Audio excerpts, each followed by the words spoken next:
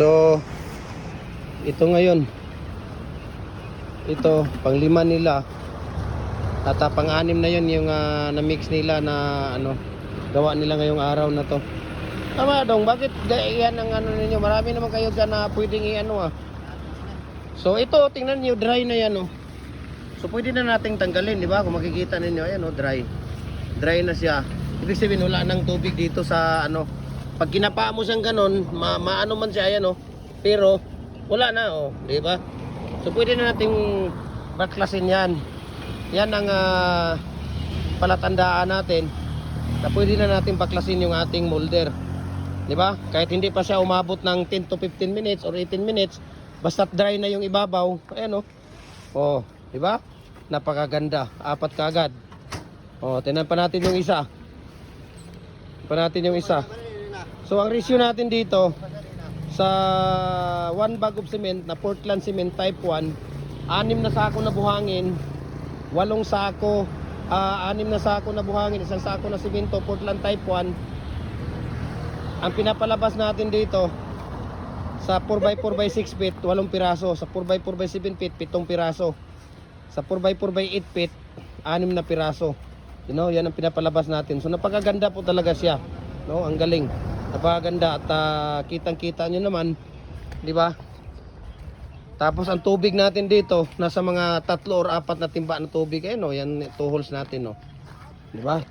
Kitang-kita nyo naman kung napakaganon galing. Ayan, di ba?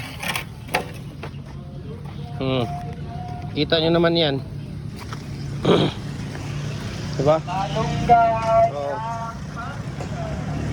So ano pa yung mga katanungan ninyo, i-message nyo lang dyan sa baba. Ito mga molder natin, we can ship nationwide, Luzon, Visayas, Mindanao. Kahit saang sulok man kayo ng mundo, kayang abutin ang ating cargo. Diba? Adjustable na po yung molder natin, 4x4x8 feet. Pwede natin gumawa dyan ng 3 feet, 4 feet, 5 feet, 6 feet, 7 feet, up to 8 feet po. So yan ang kagandahan ng molder natin. Dito lang po yan sa Gym Hardware, Cucumber Concrete Products. Kanituan brands, ayan Gym Hardware. So ang dami nating stock Sa mga naghahanap ng mga pins concrete post, dragon fruit post, huwag kayong bibili ng ang curing pa ay nasa 4 na araw, 3 araw, 1 linggo.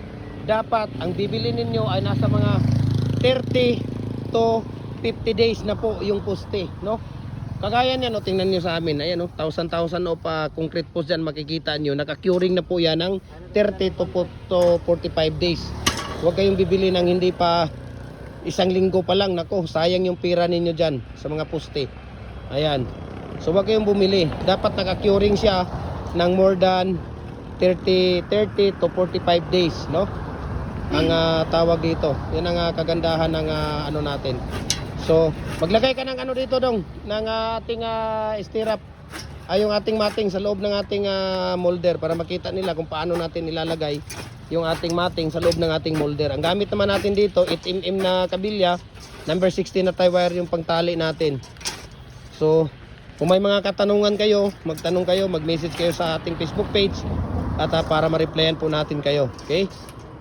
So, sa mga presyo dito, sa mga price natin, ng 4x4x6 feet natin, 200 wholesale and pick up price po namin yan. 4x4x7 feet, 230. 4x4x8 feet, 280 po. Okay? So sa mga molder, i-message nyo ako, share ko sa inyo ang price list sa shipping details dito. So sana nagustuhan niyo yung video natin at ito'y nakakatulong sa inyo. Ayan, so God bless sa ating lahat.